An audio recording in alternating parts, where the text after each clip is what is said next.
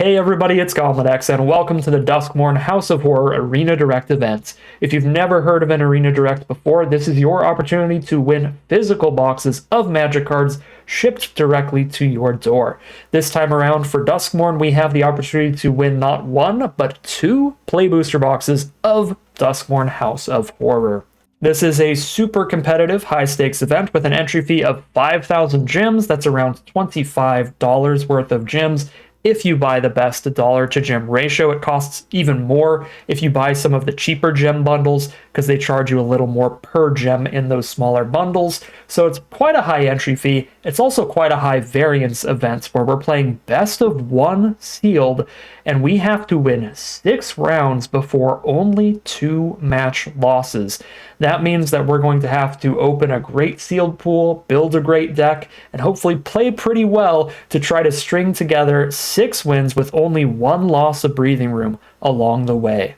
For one quick PSA before I hop into the events, there have been a lot of delays potentially with the shipment of the booster boxes that you win in these events. So if you are looking to receive your prize out super fast, I highly recommend saving your gems towards an Arena Open event. If you day to an Arena Open event and you win the cash prize out, as soon as Wizard sends you an email about winning that event, usually 1, maybe 2 weeks later, you can immediately log into that payout account and get that money transferred to you within a day. I've never experienced any delays in an Arena Open event, so you get your prizes within 2 weeks pretty much every single time in my experience.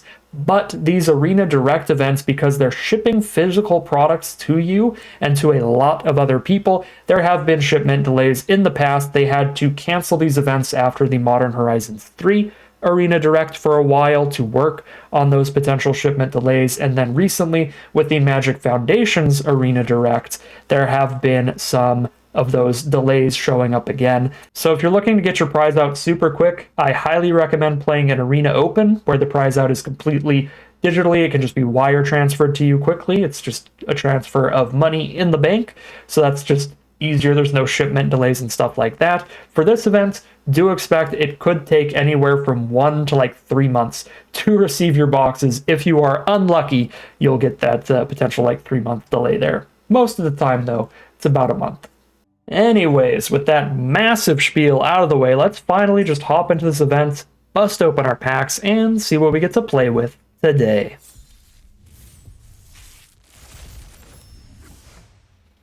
Alright, well, we have one incredible rare with Valgavoth's Onslaught. This fits into pretty much any deck. You just need a single green mana once you hit 5 or 7 mana for the X mana ability there, so it's even pretty splashable, making this one of the strongest rares in the set, maybe even the best one to open and sealed because of how splashable it is. So really happy to have the Onslaught. Toby's also pretty strong for the mana cost. A 1/1 plus a 4/4 for 3 mana is insane. Obviously, there's a little bit of downside to that 4/4. You have to have another creature on board to attack or block with it, but this card plays super well. There's also the Valgavoth himself, the Terror Eater there. Very cool card. Pretty hard to hit triple black and 6/9 mana total generally. So unless we have a bunch of ramp or alternatively some reanimator spells, which do exist in this format, I'm not the most pumped about this card because we are going to have other cards that synergize well with it to get it to really work. We can't just shove this into any black deck. We need to work for it a little bit. So those are definitely the 3 strongest rares still. I think Leyline of Transformation, Dazzling Theater, Prop Room, these are just completely useless. Rip Spawn Hunter's pretty mediocre. 4 mana 4/4 does not give you any extra value until the turn after you play it, and only if it survives till the turn after you play it, and then survives attacking as well. Unless you're really lucky and you open a vehicle, but this set only has rare vehicles in it to help you tap your creatures, so there's not going to be any in this sealed pool, it looks like. So Rip is just probably not going to be very good. Pretty inconsistent mechanic as far as survival there. So not pumped about Rip, and Waltz of Rage actually is pretty decent, especially in sealed. It'll be a little slower. Board wipes like this could be pretty massive. So actually 4 pretty great rares to look around for, but by far the best one is the Onslaught. So We'll have to see if we can play that, and it should be easy enough. Again, we could even just splash it in pretty easily. So for our colorless spells, checking out what we have that can fit into any deck or what we have for mana fixing, we've got Terramorphic Expanse and Haunted Screen. These are both 5-color mana fixing. The Haunted Screen, pretty mediocre, a 3-mana rock. You can activate it as a 7/7 late in the game when you're flooding out, so it's a little better than usual, but I'm still not a huge fan of the 3-mana rocks unless I really need fixing. Terramorphic Expanse, though, is very, very playable because you just replace a basic with it, and there's almost no cost to it. It's just going to be 1 enter the battlefield tap land. That's not bad at all. For our colorless spells, Friendly Teddy is incredibly filler. Chandelier could be okay, only if we're in like a super self-mill heavy deck and we want to make sure we never mill out. Otherwise, it's incredibly filler. Double Glimmerlight, though, is pretty good in any deck that cares about getting into combat, which is most decks in Limited, most decks in Draft and Sealed. Getting a 1/1 body, which is essentially a 2/2 body because it comes with the +1/+1 equipment, and then just leaving behind that +1/+1 equipment for the rest of the game to help your other creatures stay relevant. It's just really nice. It's kind of deceptively good. And Found Footage as well. Very good at setting up your draws and fueling Delirium, one of the main mechanics in this format, where you want to have 4 different card types in your grave. So by itself, you're putting an artifact in your grave no matter what when you sacrifice this, and the Surveil 2, to shove a couple other cards from the top of your deck into your graveyard, could help you get like a land and an instant or a land and a creature. You could maybe get 3 card types in grave off of this one spell for Delirium stuff. So Found Footage can be good if you've got a lot of Delirium. For other fixing, we've got a green-white duel, green-red duel, black-red, and green-black. So a few green duels here, which makes me pretty excited that if our green isn't good enough to play as a core color, we can still splash in the Onslaught because we might have an on-color green duel to help with that, as well as a Terramorphic Expanse, and in a pinch, a Haunted Screen as well. So pretty happy with the colorless and multicolored there. And let's see what we've got now for our individual colors. We're starting off with our white. So this looks like a pretty solid, aggressive deck. The curve is not good. There's only 2 2-mana creatures, 1 3-mana creature, but the spells are pretty great here. I think the Trapped in the Screen for excellent removal, the Toby for a big bomb, those are already big reasons to be in this color, and we have some solid filler to go alongside them. Grand Entryway, Elegant Rotunda, Orphans of the Wheat, couple Friendly Ghosts, Fear of Immobility, bunch of fine filler here. There's nothing insanely exciting outside of these 2 cards, but these 2 cards are good enough to get us towards playing the color with the amount of filler that we have here to help alongside them. So white is certainly playable thanks to, again, the power level of these 2 and having enough filler to go alongside them. For our blue, we've got some decent removal spells, 2 Unable to Scream and 2 Vanish from Sight. We also have 2 Unwilling Vessel, which can play pretty well if you have a lot of enchantments. Rooms help a lot. The Eerie triggers trigger when you play an enchantment and when you unlock a room. So if I play the Underwater Tunnel and then I unlock the Aquarium later, that's great for the Vessel. And this is certainly playable filler. The Bottomless Pool is playable filler. Blue looks pretty fine. Probably not a Skull Crab kind of deck. Clammy Prowler and Fear of Imposters are usually tremendously filler to me. But when I've got 2 very, very good Eerie triggers off the Unwilling Vessel, I'd probably run them. This is a lot of 1-mana enchantments. The Unable to Screams, the Underwater Tunnel, the Bottomless Pool. This makes the Vessels pretty good. So I think this is a pretty solid color here. There's really just no bomb for anything super exciting going on, but there's decent interaction and a few decent creatures here. So blue does not look bad. For our black now, there's of course Valgavoth. If we went black-white, we did have 2 emerge from the cocoon. That's important to keep in mind as a way to reanimate Valgavoth from our grave without having to spend the full mana cost. So if we can get it into our grave by milling it or discarding it, if we play black-white, we might be able to reanimate. But it doesn't look like we have any reanimation in black or any way to really discard them in black. What we do have is some solid removal: Withering Torment, Sporogenic Infection, and Final Vengeance. Couple filler creatures. Innocuous Rat is my favorite of these 4. There's not a whole lot going on in black outside of the Valgavoth. It's Valgavoth and decent removal pretty much for the color. So I'm honestly less excited for black than any other color we've seen so far. But maybe there is some way, again, we can do the black-white reanimator. I just don't see any way to discard Valgavoth and very few ways to mill him. I don't see any Surveil in our black or our white, but we could maybe Manifest Dread. the Valgavoth into the grave off of the Innocuous Rats. We have very little Manifest Dread, though. We do have the artifact that can surveil too and maybe get Valgavoth engraved, but it really doesn't seem like the Valgavoth is going to be consistent at all. Checking out our red now.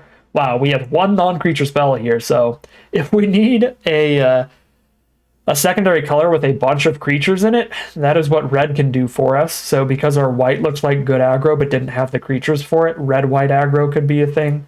But the other thing that's pretty spicy here is the double Fear of Burning Alive can actually work as removal spells if we have Delirium when we cast them. So we really need 4 card types engraved for this. But if we get there, this is going to shoot our opponent in the face for 4 and shoot one of their creatures for 4 and give us a 4/4 body. So this card's exceptional with Delirium. So if we have another color that works really well at hitting Delirium, then the lack of non-creature spells isn't even that bad, considering 2 of our creature spells play as those top-end removal spells. So I actually like our red here better than our black for sure. I think I like it a little better than the blue. White might still be our best color right now, and it's not even that good, so I'm getting a little concerned. Hopefully green will just be insane, because of course we've got Valgavoth's Onslaught and all that, but we'll see. And green looks insane to me. I mean, not like super duper ridiculously incredible. The creatures aren't great here. They're all pretty filler for the most part, but the spells here are quite good. We have 2 Monstrous Emergence, so that's already like tied for as much removal as pretty much any other color. We of course have Valgavoth's Onslaught for the Incredible Bomb. Say Its Name is a very solid piece of card draw that helps fuel Delirium by milling a bunch. Break Down the Door is decently flexible and fuels Delirium with the Manifest Dread if you need it, or just by being an instant, where it's the only instant we have in this color. So that's nice as well. The Under the Skin's a great value play. You get a 2/2 and pick up your best permanent from grave. Threats around every corner is really good fixing. I like our green a lot. I think green is definitely the core of this deck. It might have enough fixing to splash around for more removal, playing green, black, and red. Because again, we just have 2 Monstrous Emergence and like sort of a Break Down the Door against artifacts and enchantments there. Yeah, I mean, I guess we could splash in a Disturbing Mirth, but that's not really much. These green-white signpost cards aren't even that good. It doesn't like super push me to a green-white deck, but I suppose I should take a look at it. We do get that Trapped in the Screen here. I would really rather not play Unwanted Remake. Letting your opponent get a creature back off your removal spell is almost always pretty bad, even if it is quite efficient in draft and sealed. I could play Horrid Vigors in the green-white deck specifically. I don't think we have any Delirium cards here in green-white, so the idea of, oh, it's another instant for Delirium doesn't really matter, but it is a way to give a survival creature indestructible to make it more likely we get that trigger. We get to attack in, Horrid Vigor it, so it survives no matter what, and then get our trigger off of it. So that could be okay. But still not super exciting. This is 1, 2, 3, 4, 5, 6, 7, 8 cards getting cut. We want to cut 10. Maybe 9. We've got 2 land cyclers here. We could play 16 lands and 2 land cyclers pretty easily. So just 1 cut to go. Fear of Exposure is basically a 5-drop. Suppose I would cut like one of the 4s then. Like a Cautious Survivor or something. I like the Friendly Ghosts. Curving a Shrewd Storyteller into a Friendly Ghost is another way to help it get the survival trigger. Just super high toughness off that attack. Yeah, green-white actually looks perfectly reasonable here. Not like a super aggressive curve out. We have 4 cards that cost less than 3 mana. Just 4 1 or 2 drop creatures. So it's kind of slow to get rolling for what looks like a pretty aggressive deck, but it's got a lot of late game power anyway, because the Onslaught. The Under the Skin is also really good late game play.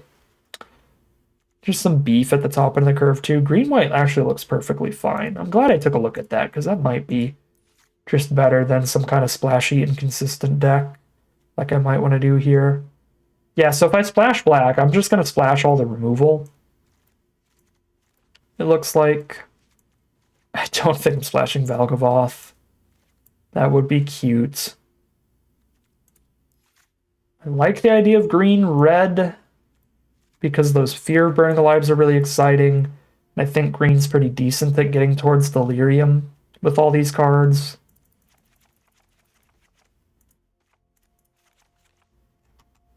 There's 41 cards right there. It's basically the deck here. If we go Jund, it's actually got a more aggressive curve than our green-white deck by a little bit. So that is interesting. Love having the Waltz of Rage. That's potentially quite powerful at the right time. The one-sided board wipe. This does look pretty exciting to me. And I mean, look at all the fixing. We get a Gorge, a Cemetery, and a Bleeding Woods just off of the mana base alone. We also get the Evolving Wilds.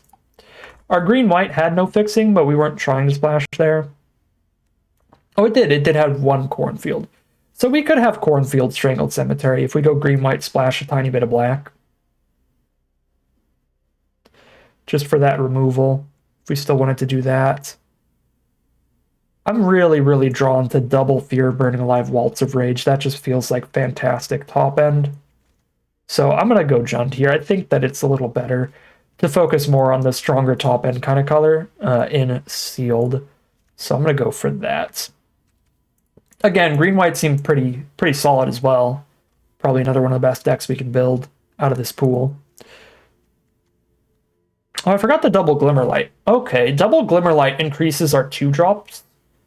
It helps us get more aggressive, which does make the green-white deck better. So because I forgot about the Glimmerlights, I might want to take another look at green-white. Because I think green-white has the highest potential for potential like blowout, just curving out on our opponent.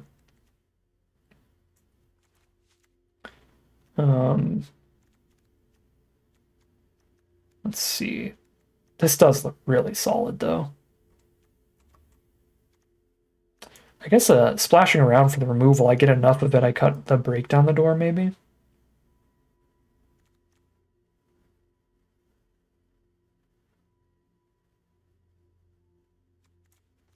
That's super aggressive. We could cut Hand That Feeds in this one.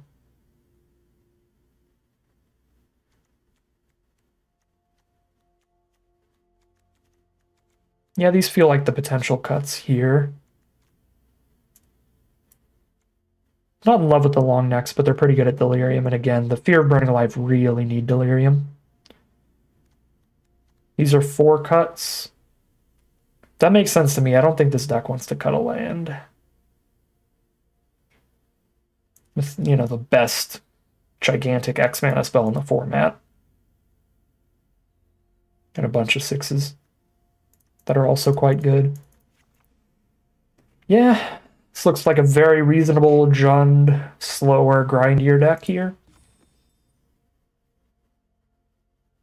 It's 11 creatures, but it's also got double Glimmerlight. It's also got Under the Skin. It's also got threats around any corner, sorry. Feels like maybe 15 creatures, technically. Plus the Onslaught. So yeah, plenty of creatures here. Good removal, Withering Torment, Vengeance, double Emergence, and of course Waltz of Rage. Yeah, I like this deck a lot. I'm going to double check the mana base here. 12 green cards, 6 red, 2 black. 6, 7, 8, 9 green sources, 6, 7, 8, 9 red sources, and 1, 2, 3, 4 black sources. I'm going to cut a red for a green, but then the mana base looks pretty great to me. Yeah, I'm going to lock that in so that if we do end up playing this deck, I don't have to rebuild it, but I will take another look at green-white now that I did realize that we have the Glimmerlights there that I didn't put into the green-white deck initially. Because that could like really change how the curve looks. It makes Toby a lot better too, because then our Beast token can just attack in with a really expendable little 1/1 Glimmer. We're not going to be emerging from the Cocoon. Certainly will play Grand Entryway. Probably Shepherding Spirits. We do also have that option of flashing the black here to consider. Not like super excited about that, but it's worth checking out. The more aggressive you are, just the less exciting that splashing gets. And I think this deck is trying to cheese aggro curve outs with the random survival cards here. So, okay, let's just see the pure green-white build first. Without the... I'll probably play found footage and sealed even in this deck. But we're going to check without the black splash for removal.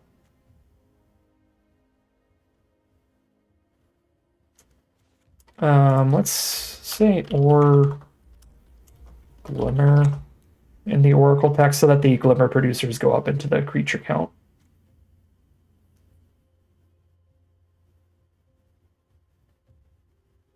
Could also say or Manifest. And all the Manifest Dread cards go up there too. This is actually really high creature count. We don't probably cut any spells. 1, 2, 3, 4, 5 spells here. 3 removal spells. 3 removal spells and an Insidious Fungus. That's sort of... But it's only removal for artifacts and enchantments. Break Down the Door is only removal for artifacts and enchantments. But they are there too, to think about. This is like 7 cuts. This deck, caring less about Delirium, probably gets to just cut the long necks here for all these.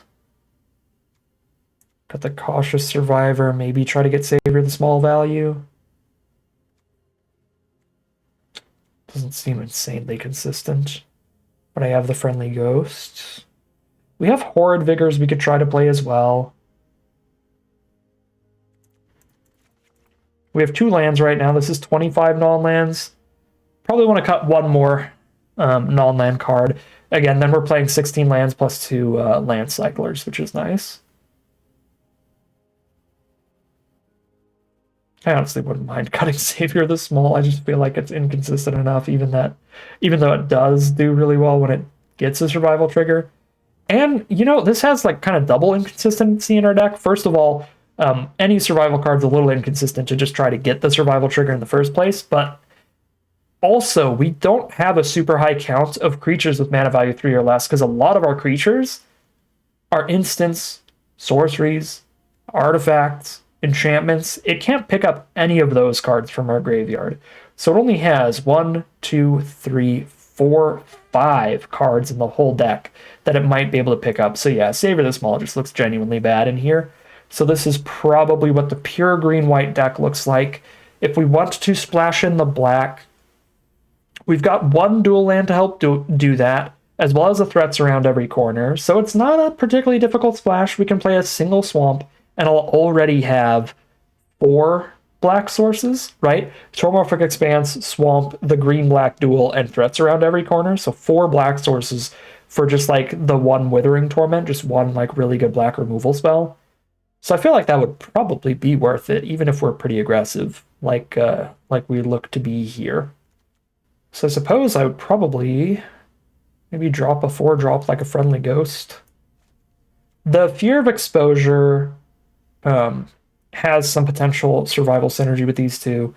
The Orphans of the Wheat also has some synergy with these two, which is pretty nice. Friendly Ghost does also have synergy at getting the actual attack in. But I gotta cut something to play that removal spell. Grand Entryway Elegant Rotunda is far better in decks that care about Eerie triggers. I still think it's decent in any deck, but maybe that's actually the cut. Because we don't really care about enchantments or Eerie triggers at all anyway. So yeah, I would like cut that and play Withering Torment off the splash. We get to play a Strangled Cemetery and a Swamp here. Yeah, this is a close one. This is a close one between these two decks for sure.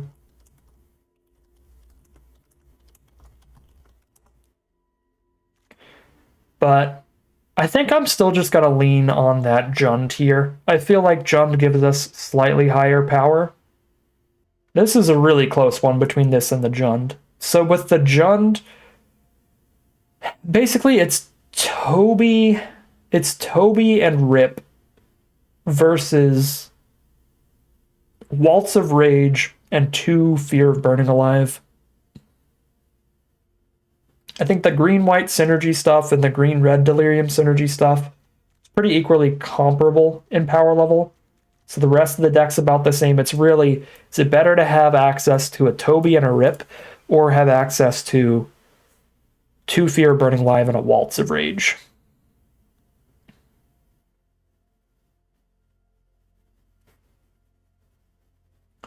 Toby is an absolute banger, but I really think Waltz of Rage and the Fear of Burning Alive, like all 3 of those cards, they're already great in the main set, but I feel like they just get even just significantly better in sealed. I feel like those are just really, really well set up for grindier, larger board states that I think we can get into. Yeah, I could be wrong on this one. I think the decks are really close regardless of the way you want to take it, but I'm going to pick the Jund here. I'm going to focus up on that, and we'll see if that can take us to some victory here today, but we'll find out soon enough. Let's reopen that deck, take one last look at everything, make sure that there's nothing that we missed in the sideboard we might want to run here. There's one more removal spell, but this is like not very targeted. It's not very good. There's the hand that feeds instead of the Glimmer Lights, but the Glimmer Lights are more artifacts to fuel Delirium, plus a little more flexible moving the plus and plus ones around later. The Soul Ragers, the Vicious Clowns, those are just really bad. There is a Break Down the Door, the Double Horrid Vigor. Those are interesting. They give us some instants towards Delirium, which we have none of right now. So that we actually probably do need to consider pretty heavily. We've got a few enchantments in here, even if I cut a Long Neck or 2. And because I have like just one Withering Torment for instance, it actually could be very worth running Break Down the Door at least. This is the much better instant, I think, than the Horrid Vigors, and it replaces a creature slot while giving us flexible removal. So it's a little easier to fit in, not having to like cut a creature for a non-creature here. So I'm going to go for a Break Down the Door over a Long Neck at least. That certainly helps our Delirium. I don't think we're playing Disturbing Mirth off the splash here. This is really good in draft, but this deck doesn't have a ton of the really good super expendable cards to ditch for it. And I guess more importantly, it doesn't have a lot of ways to sacrifice the Mirth instead, or the Mirth itself. That's where you really get your value. You use this, sack a card, draw 2, and then when you sack this later, that's when you're super, super happy. We've got like the one Diversion Specialist to try to sack the Mirth, but I think that's the only card we have that will sacrifice Disturbing Mirth. I guess one Final Vengeance, but it still feels quite inconsistent, so I'm not going to run that in here. And I think that's about it. I mean, I could Haunted Screen, but I think the mana's more than good enough without it. Play all these better, more synergistic cards. Yeah, I'm pretty pumped for this deck. I think I'm going to try to Jund them out today. Again, certainly debatable between these two. I don't think there's too many other color pairs that have much of a shot compared to these. I think green is definitely our best color. Just the most consistent in terms of having some good early creatures, some good removal, some great late game, of course, with Onslaught, Under the Skin, just super good value and bomb style plays. So yeah, there's certainly some other ways to build it, but I'm pretty confident this is one of the strongest ones, and I'm happy to stick with it here. So without further ado, let's just hop into the gameplay and see how it does. All right, here we are for game one. We've got just insane mana here. If our opponent has a really aggressive curve out, that's where we could be pretty concerned. I'm going to get our tap land out of the way immediately. Grab our Sweep.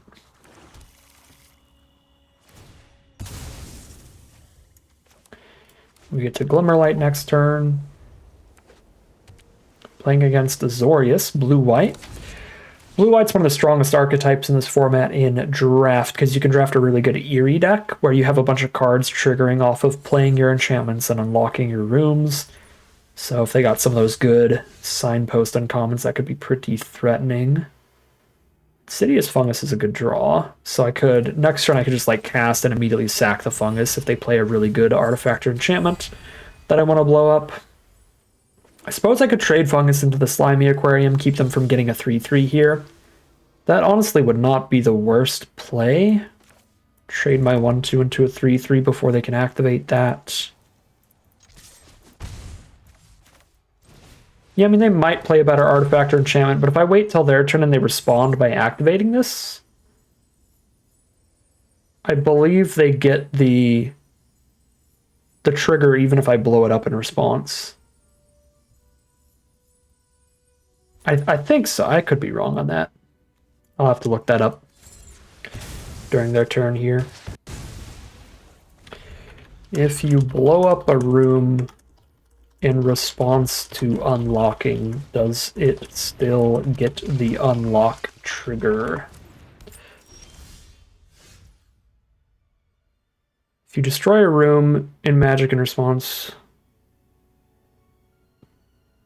Okay, unlocking room does not go on the stack, but the effect of unlocking it does go on the stack as a triggered ability. So the triggered ability goes on the stack, right? And then even if I blow it up, the triggered ability still resolves, right? Okay, well, I mean, I know the ability goes on the stack. Sorry, it's hard to look up Magic rulings. It's saying, like, yeah, the ability still goes on the stack. I'm like, okay, yes, but does it resolve if the room is gone? Probably. Probably.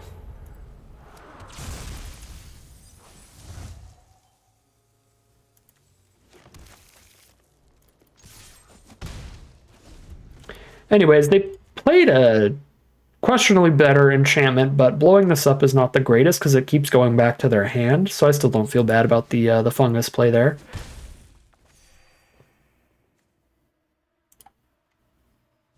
I'm gonna have to look up the room ruling in between games because it's not just showing up immediately. Destroy a room in response to its triggered unlock ability.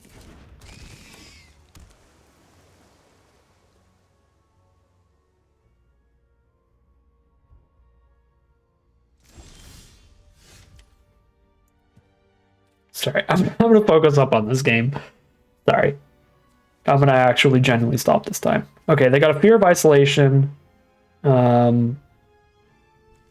I guess they picked up a land? Replayed it? Alright, well, we've got a Valgavoth's Onslaught to try to end this later. That's going to be pretty great.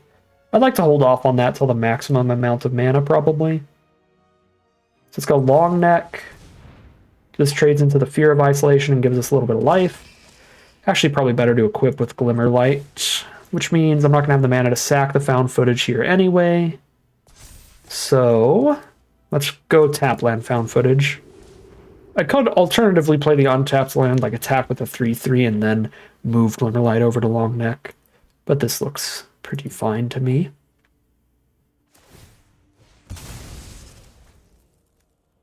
Manifest Dread X times. So green, 1, 2, 3, 4. I can do it twice right now. One more land, I can do it 3 times. Manifest Dread 3 times, put 3 counters. 3, 5, 5s. We probably cast that next turn.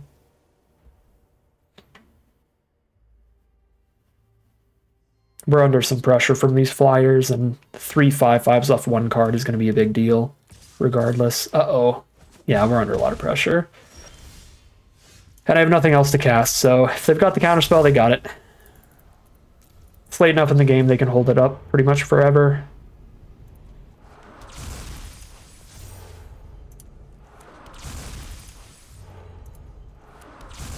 Okay, found a couple creatures to flip up, which is pretty cool. Get a few lands. This is every basic in our deck. That's so funny. So now we can't top deck lands, which is beautiful. We've milled every single land in our deck. We'll let them manifest here. I've got plenty of ground blockers. They don't even want to. All right.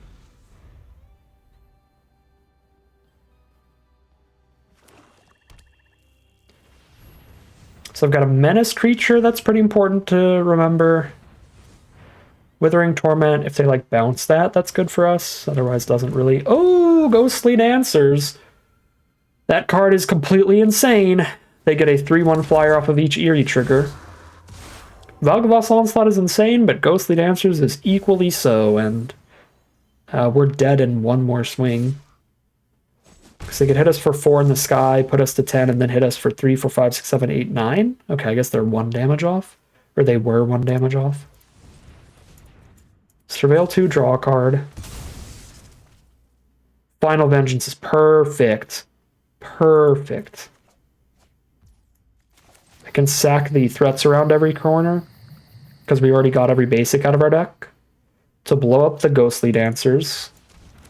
And it exiles it so they can't even bring it back.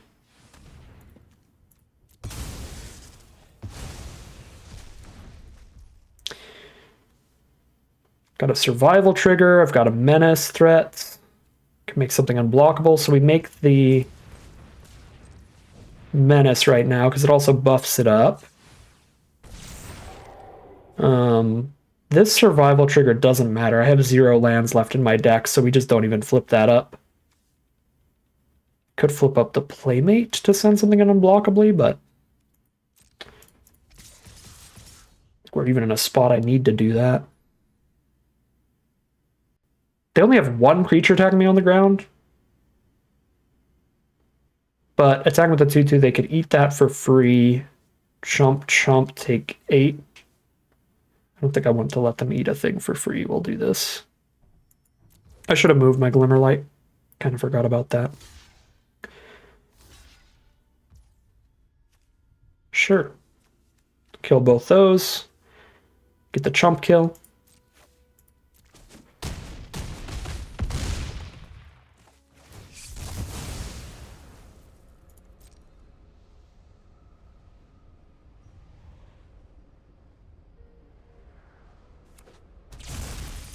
Yeah, no, we could have had 2 more damage because I could have Glimmerlighted the 2/2 instead. I'll still do that on blocks, I guess. You know what? No, it's probably better to just put a 2/2 Glimmer in front of that Manifest than put a 3/3. Because then I put the 3/3 in front of it and they just flip it up into something.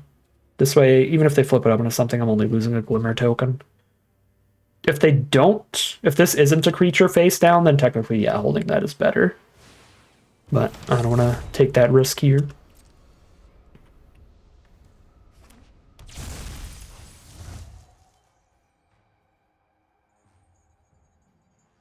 Oof, the removal for the specialist? Yeah. It's pretty great here. And it only sacks another creature or enchantment. I could sack Longneck. It's only play it this turn, though, so I would just exile Branch Snapper forever if I activate it. Yep, Fear of Infinity keeps gaining them life. It's putting in a lot of work here. Find the Branch Snapper. Okay.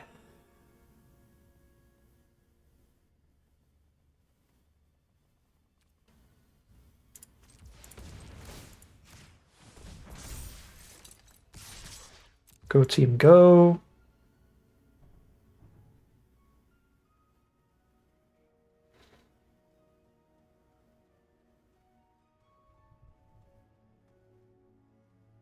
They've got 1 white mana up.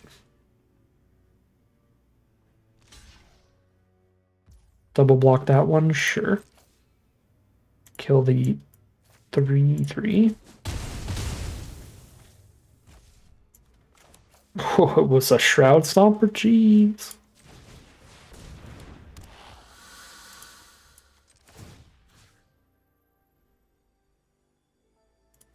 Actually gonna Glimmerlight the Longneck. They attack with a 2/2, I block with a 1/3.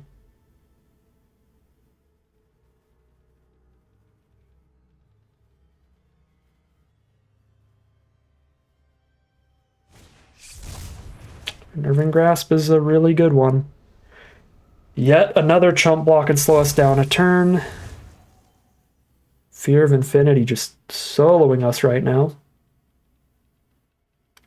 Could have cleared it out with our removal spell, but then the Ghostly Dancer would have really taken the game instead. Yeah, there's no shot we could have let them keep Ghostly Dancer.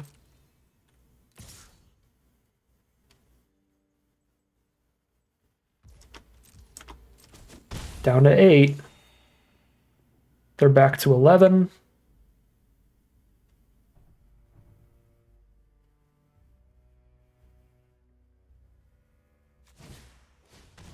Cadaver Lab. All gas, no land clump for opponent here.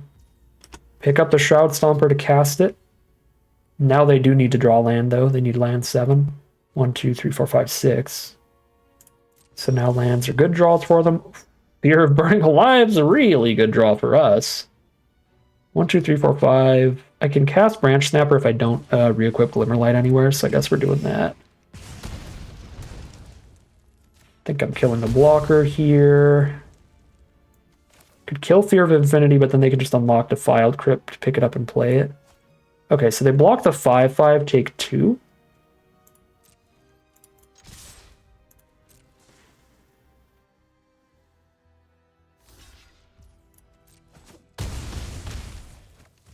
And then we Branch Snap.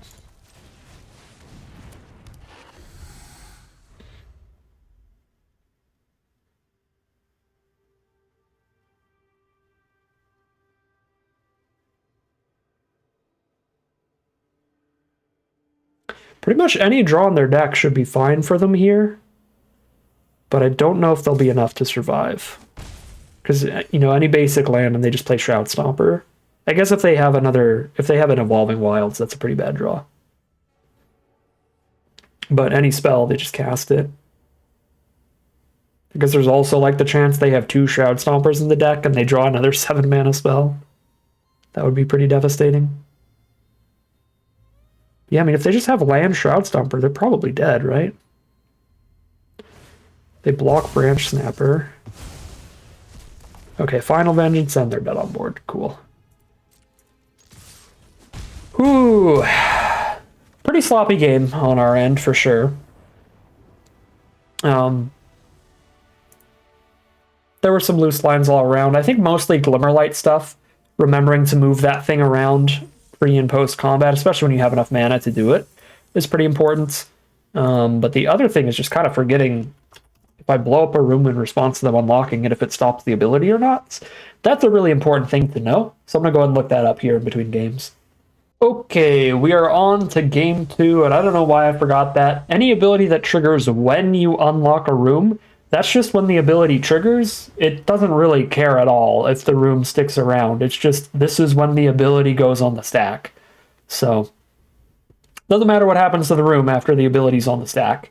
The ability will still be resolving no matter what. So, we did have to blow up the room before passing, or they could have went land unlock. And with that ability on the stack, I couldn't blow it up and stop them from getting the 3/3. So we did do that interaction correctly. We've got a keepable hand here for game 2. It's not super exciting, but it's pretty standard by sealed metrics here. We've got a couple creatures, couple removal spells. We'll go for it. Got all 3 of our colors, which is definitely actually kind of impressive. Probably a little above average for our openers. Our opponent's on red, blue, and green, at least. There's a Piranha Fly to start things off. Nice cheap flyer is kind of scary, of course. I'm going to start with the House Cartographer. If we can get any survival trigger off this card, it's going to be very good. Build your own Spineseeker Centipede. Try to draw land off of it. We've got the Emergence to kill whatever blocker they play here and make sure we get 1 survival trigger. Unless they Scorching Dragonfire this or something.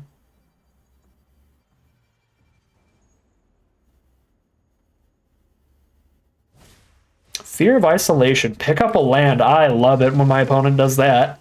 That is some rough tempo for them, especially if you just immediately blow up the Fear of Isolation.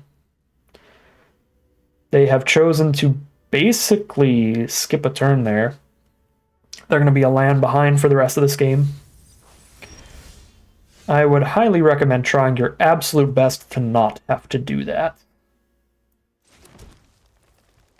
There are times when you should, though. There are.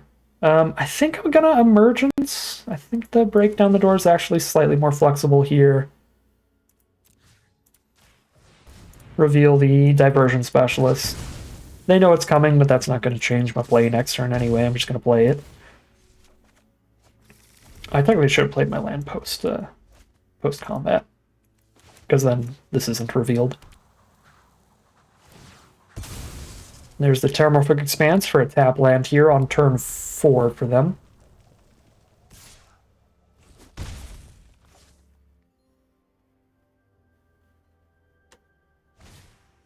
Another underwater tunnel. Could exile one of these. Basically exiling the 3/3 body. We can blow it up with fungus again, just do the exact same thing. That's funny. Because they have 2 different ones to activate, they're gonna be able to... they're gonna be able to get a 3/3 next turn no matter what I do.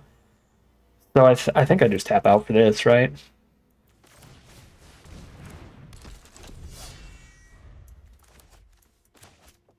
And then I could blow up both their 3/3s, right? I can emergence the 3/3 they get off of a Slimy Aquarium, and then fungus the other aquarium next turn.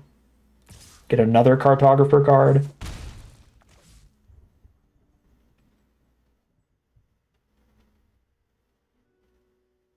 Yeah, if they unlock a Slimy Aquarium, that's a really good deal for us.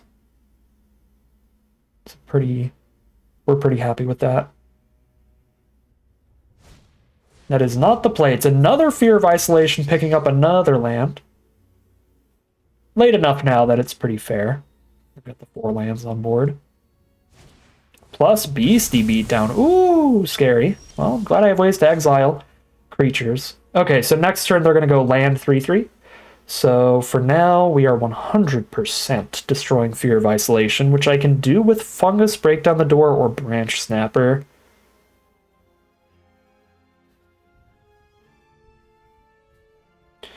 When I say Branch Snapper, I mean Monstrous Emergence, Revealing Branch Snapper. I definitely want to keep Emergence here because I have 2 ways to blow up an enchantment now. I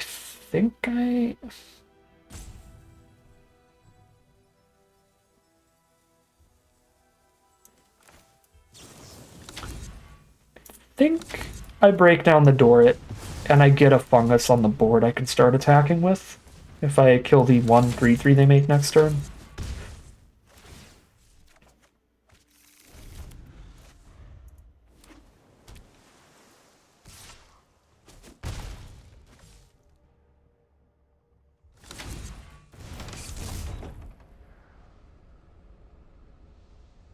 Cartographer has gone the absolute distance right now, I just want to say, which is hilarious. There's an Under the Skin. Nice. Under the Skin can pick up the fungus if I need it again. Okay, this feels great. So we're going to clear a path. Revealing Branch Snapper to blow up the 3/3. We then get to attack with everybody and blow up the other aquarium. So they're down to whatever they top decked here. And I can also just... Under the Skin back my enchantment removal if they play another good enchantment.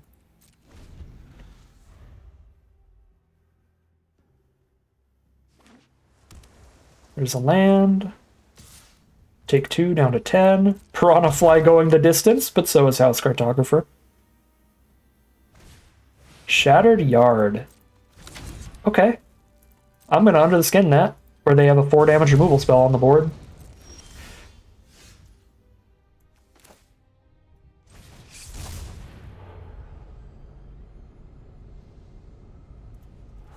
That's a really good card to manifest.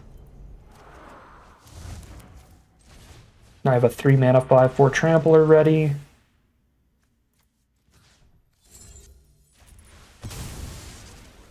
Cool, cool, cool. Might draw better land to play than Forest. I did. Actually, I might be almost out of basics at this point again. So maybe Forest is actually better than Terramorphic, we'll see. Down to 7. I got the Reach blocker, though, that trades off and gains 2. That'll definitely win the race. I have at least a Swamp in here for sure.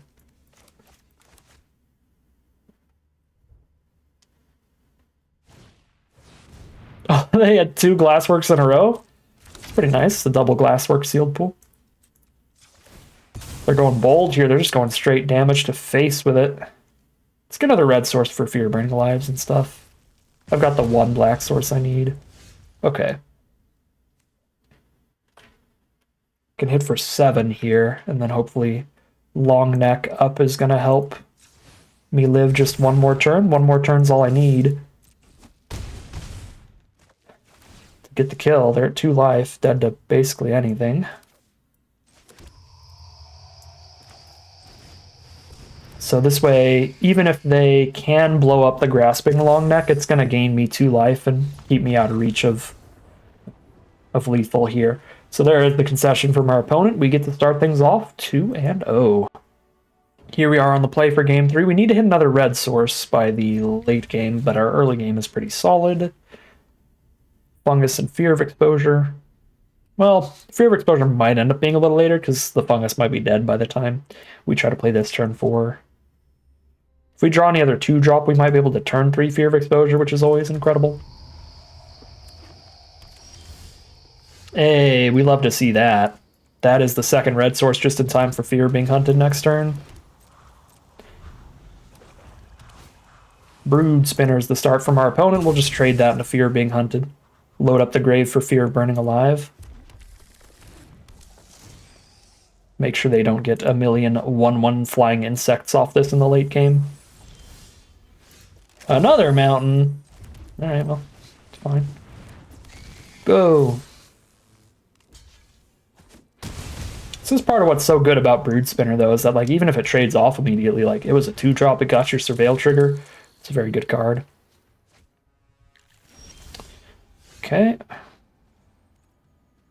Play Fear of Exposure here. We do need to draw an instant or a sorcery before I play Fear of Burning Alive, ideally.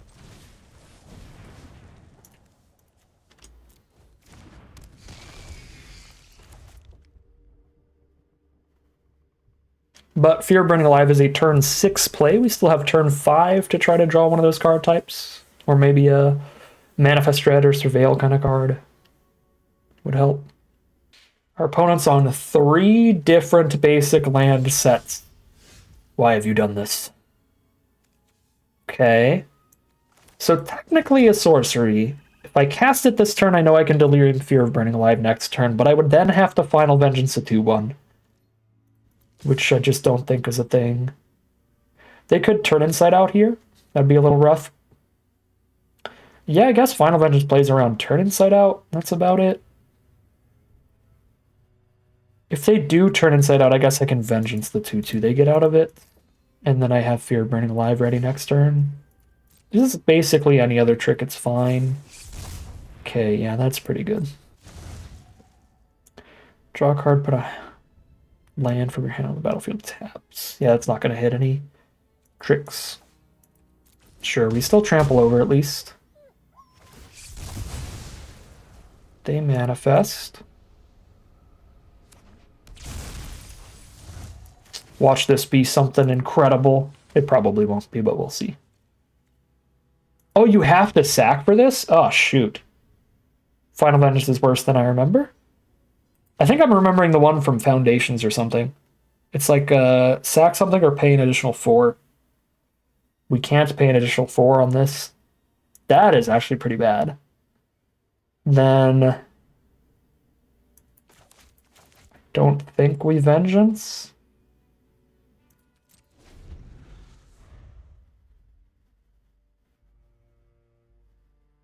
Yeah, if that was the case, we didn't really have a play around the turn Inside Out, because then Vengeancing, sacking the Fungus just in case, that would be quite bad.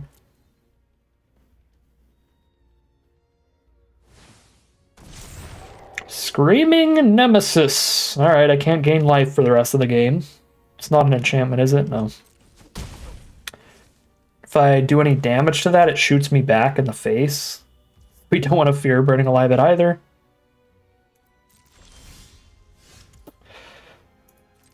At this point, I gotta gamble. Give me the goodies, please. I need something. That's sort of something, I guess. I can't gain the life off it, but I can trade it into Nemesis. I don't want a 2-for-1 myself to kill Nemesis here. Man, I traded into Nemesis and still take 4 to the face. Mythic rares tend to be pretty good.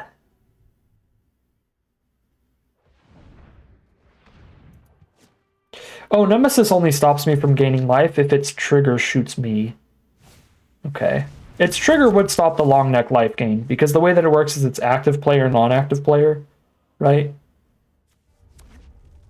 Wait, no, that means mine would resolve first, because theirs would be on the stack first, then mine would go on the stack, so mine would be on the stack above theirs. I would gain the 2 and then get shot for 4.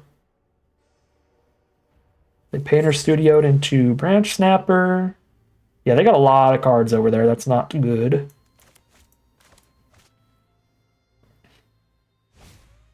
You. Monstrous Emergence, the Long Neck. Flooding out.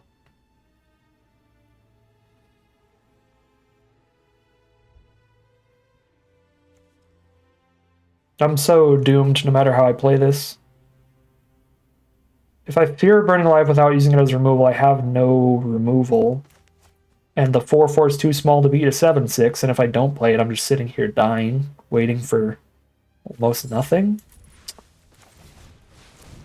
It's maybe the first loss here. We gotta draw really well. We have just nothing right now. Basically need to hit like Valgaboss Onslaught or something. They have 5 cards left against Stone Cold Nothing. Huge, massive underperformer to Final Vengeance this game. Been playing too much not Duskmourn and forgot that you can't just pay 5 mana on it. Could be worth cutting that for something else, since that is how it works here.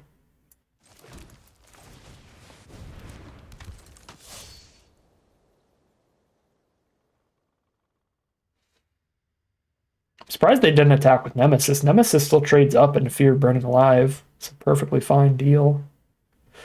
I guess they can unlock the Defaced Gallery and then it attacks as a 4/3 anyway and already gets into the Fear Burning Alive. That's 16 life here. Branch Snapper attacks as an 8/6, 8 power, even if I double block, kills both of my creatures.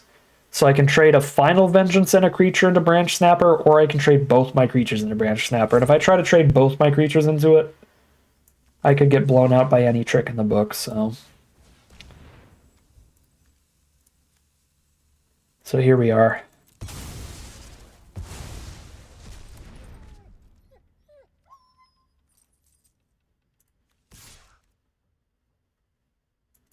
Guess they can trade into this on blocks, but they are at 11 here, so it feels better to try to just send this in than immediately just trade it off in Nemesis. Give us the tiniest chance. With them at 7, finding some way to sneak that damage in. Like another Fear Burning Alive would be pretty deadly. Waltz of Rage.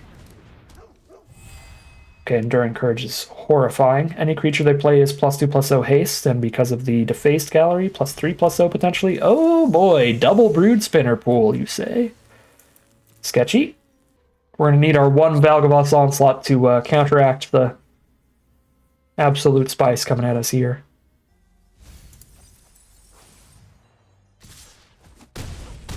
Down to 9. Oh, you know, top deck Fear Burning Alive would have been lethal this turn. It's pretty funny. We had a lethal out. Didn't hit it, though. I don't see how we live next turn. They crack a Brood Spinner and they all get +3/+0 haste. Because of Courage plus Defaced Gallery. 1, 2, 3, 4, 5, 6. I guess they can't unlock Defaced Gallery unless they play another land, but they're still going to be +2/+0 haste. This doesn't care if they're tokens or not. So if they crack Brood Spinner... We're taking like 12 in the sky. Yeah, GG. GG.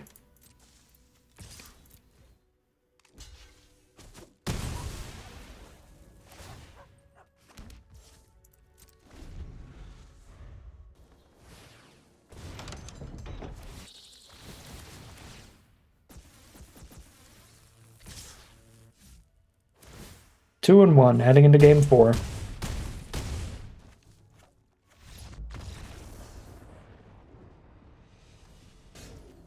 Alright, we got a Valgaboss Onslaught here. We've got Terramorphic for the red. We don't have the black source, but there's only the 2 black cards in the deck. I did not go and change the Final Vengeance out yet. I should still do that. We might play the Sporogenic thing over that, or just splash only the 1 removal spell. Cartographer's certainly way worse on the draw than on the play, but there's still a chance we could get it in, so it's better than running out Glimmerlight here. Playing against Esper. Sheltered by Ghosts. Fun card. Now, Glimmerlight, that holds up the block for their Glimmer. They can make it a 2 toughness card off of the Elegant Rotunda, so we do need to equip here. Forces them to have something in hand to get the attack in again. Alright, Clammy Prowler is not it for this turn, but it will be next turn. So we may need to exile the Prowler. I guess I could exile the Sheltered by Ghosts. Can I see Sheltered? There we go.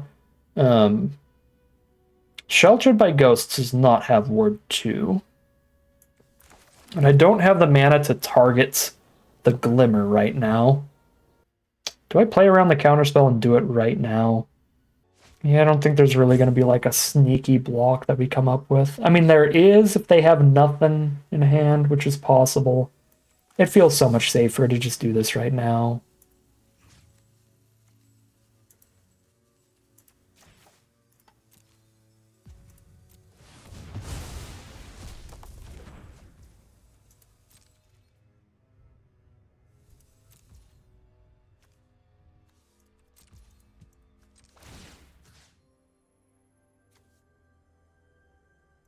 Guess a 3/3 to block a 2/5, unless they unlock Rotunda this turn.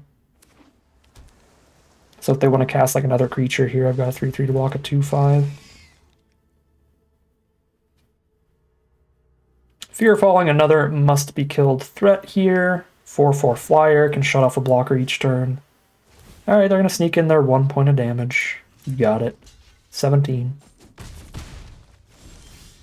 Waltz of Rage. I'm 1 red source away. Can Under the Skin my Terramorphic to guarantee that red source. Or I can say its name, the Terramorphic also works, but I don't get the 2/2 out. But I don't want the 2/2 out if I'm going to waltz everything away, do I? 4 and 5 toughness, though, so the Waltz of Rage isn't even enough right now. Yeah, I'm going to have to stack up some extra damage somewhere. Okay, I naturally find the red source, so I can play an untapped land and Under the Skin in the same turn.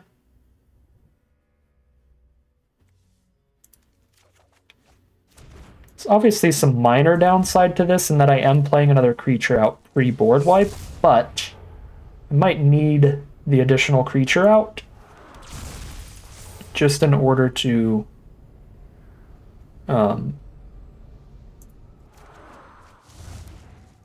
get something done with Waltz of Rage anyway. Right, because I'm going to have to like chump attack with a 3/3 to get a couple points of damage on a blocker and then waltz with another creature in order to actually blow up multiple of theirs.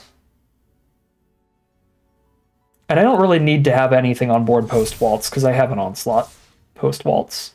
Dang it. If they have no blockers up, then we're not going to get anything good done with waltz and we're just going to die.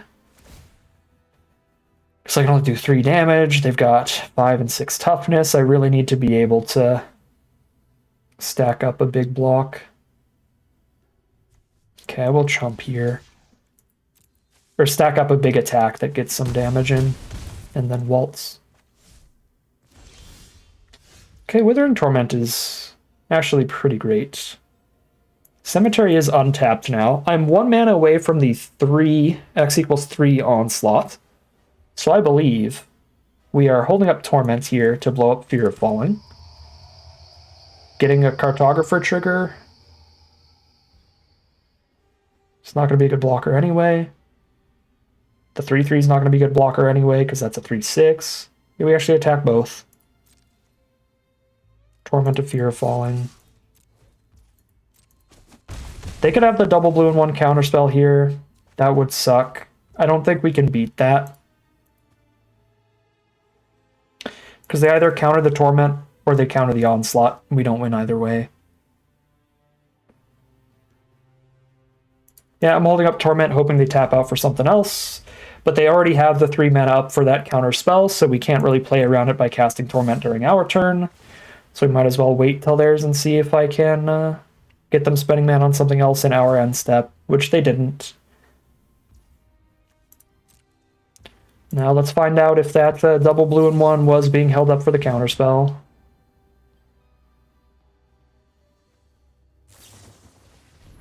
Oof. It was even worse. Shard Mage's Rescue. Counter plus, get a +1/+1 counter on the board. Yeah, we were doomed either way, unless they literally just now top decked that, which is pretty unlikely. And yeah, we're just dead. And that ends the run. That's Arena Direct for you, baby.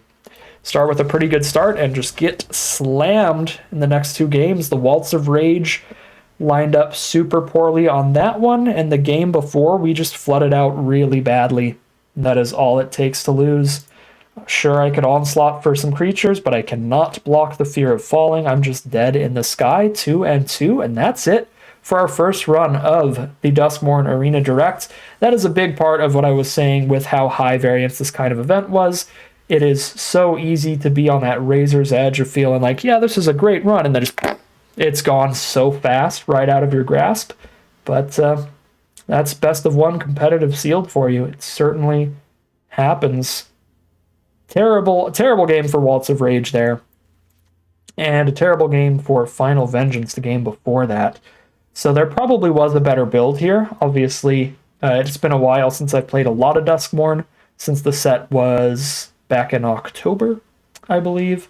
So definitely some errors due to unfamiliarity with the cards recently. Been playing so much other stuff. So we should have been running something else instead of this Final Vengeance. That would have made our first loss. We would have had a better chance with basically any other card in our hand. And then I feel like the second loss, there wasn't much we could do deck-wise there. I think like Waltz of Rage, Withering Torrent, like these are still really nice cards. They just lined up really poorly for us on that one. Yeah, I just don't think there was a lot we could do against all those flyers with the backup stuff to protect them. The Sheltered by Ghosts turn 2 is always quite devastating as well. And the fact that because of the ward, it's like I have to exile the shelter itself instead of the creature was rough. That was my only way to actually cast something there turn 3. I guess I kind of like Manifest Dreaded instead of exiled and then traded into the 2/1 creature. I don't think that has any impact on the game in the end, though, because even if I did try to do it more tricksy where I would end up killing the Glimmer, the game was fast enough. I would have stopped at most 5 points of damage, right? Because that 1 Glimmer token did unblockable hit us turn over turn.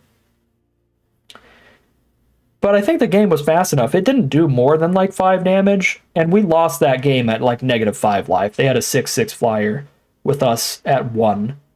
So I don't even think if we did try to do the tricksy way of like of exiling the enchantment during their turn and then blocking with the 2/2 against their 1/1, I think even then we wouldn't have had enough life to keep going there. But maybe there's some way to stack up multiple plays like that that buys us another turn. And another turn's probably not enough. It would have been enough to get 3 5/5s onto the board. But even if I get the 3 5/5s on the board, they're summoning sick. And then I take the 5 or 6, I go to like 1 or 2. I'd have 1 turn to kill them with 3 5/5s. It probably still wouldn't be enough. I needed to find some way to have like 2 more turns to get the onslaught kill there. So would have had to stack up a lot of extra stuff. Yeah, I don't know. There's a lot here that maybe could be changed. A lot of really small things, and maybe if like every single different small thing stacked up enough, that could change things, but you never really know for sure. In Magic, you're always playing a game without perfect information. You can't know what they had in their hand, what to play around, what play is always going to be better. All of that good stuff.